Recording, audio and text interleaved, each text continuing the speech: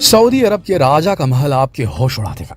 जी हाँ, सऊदी अरब के राजा सलमान बिन अब्दुल अजीज अल सऊद का ये महल सभी के होश उड़ा देता है। यहाँ तक कि बकिंघम पैलेस भी इस महल के सामने कुछ भी नहीं टिकता भैया, टिकता ही नहीं।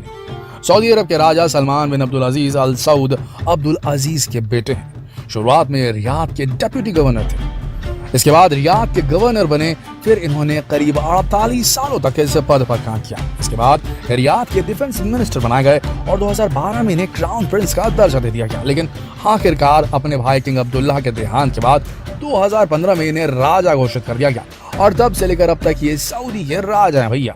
वैसे तो अपने कार्यकाल में इन्होंने बहुत सारे महल बनवाए हैं, जैसे ये लोग करते हैं। वहीं इनके कुछ पुश्तैनी महल भी हैं जिसकी भव्यता कई लोगों के होश उड़ा सकती है, लेकिन इनका सबसे खास महल है अल यम्माह पैलेस, जो आज के समय में सऊदी अरब के राजा का ऑफिशियल रेसिडेंस है। समझ लीजिए भैया, नाम याद कर लीजिएगा, जी के बढ़ जाएगा, अल यम्माह पैलेस।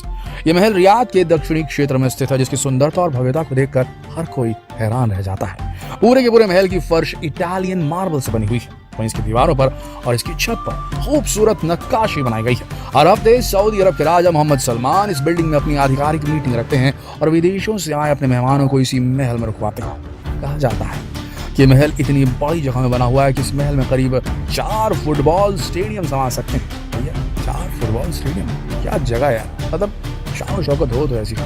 आप खुद ही समझ सकते हैं कि ये महल कितना बड़ा है। लेकिन इस महल की सबसे खास बात यह है कि यहाँ पर मौजूद सोने की नक्काशियाँ। जी हाँ दोस्तों, यहाँ पर सोने की नक्काशियाँ मिलेंगी आपको। मतलब हम लोग क्या बोले आपको, दिवाली ईद में थोड़े बहुत सोने वाला खरीद लिया तो कर लिया, लेकिन दीवारों में कौन सोने की नक्काशी कराते हैं भैया आज के ज़माने में। मतलब ये तो हमारे यहाँ तो ताजमहल के ज़माने में ऐसा होता था, पर ये अरब वाले तो क्या बोले, अब इनको कहाँ से लाते हैं पैसा ये लोग। खैर दोस्तों, यहाँ पर आपको यहाँ की कुर्सी, यहाँ की सीढ़ियाँ, यहाँ की दीवारों पर सोने की नक्काशियाँ दिखेंगी। हर चीज़ में आपको सोने की परत चढ़ी मिलेगी। सोने का अलग ही किस्म का इनके अंदर एपिटाइट है अरब वाले लोगों के अंदर, है नहीं।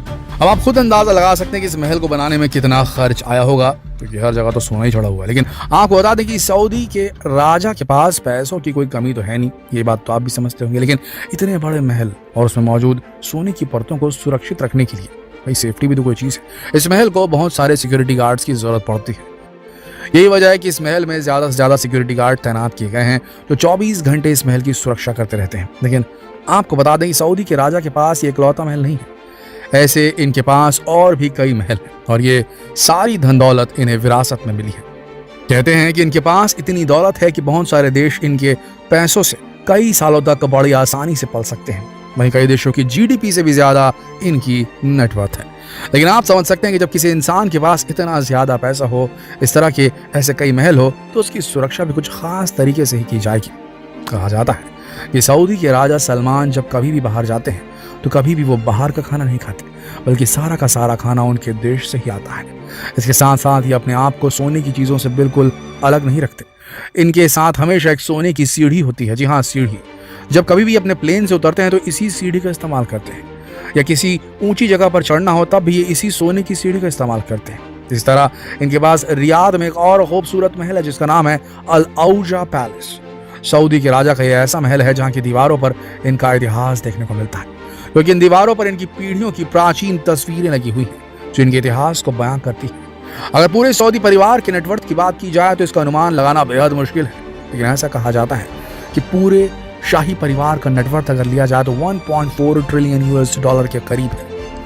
मतलब भैया आप समझ लो, बड़े बड़े देशों की GDP से तुलना की जा सकती है इसकी। इनकी अमीरियत के चर्चे तो दुनिया भर में होते रहते हैं, लेकिन कहा जाता है कि जब मोहम्मद बिन सलमान राजा नहीं थे तब 34 साल की उम्र में इन्होंने 450 मिलियन US$ की एक पेंटिंग खरीदने में खर्च कर दिए थे।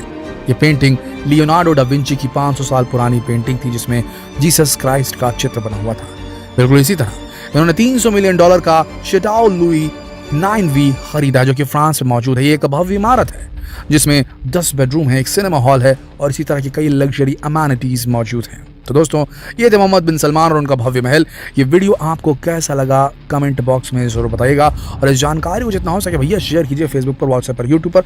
भैया लोगों को बताइए कि अरब वालों के पास कितना सोना होना है, क्या करते हैं, कहाँ से कैसे इतने सक्सेसफुल हो गए। हमारा भारत कहाँ है भैया, क्या कर रहे हो तुम लोग, कुछ करो यार। नहीं, शेयर कीजिए इस वीडियो को ताकि लोगों के अंदर भी मोटिवेशन जागे। धन्यवाद।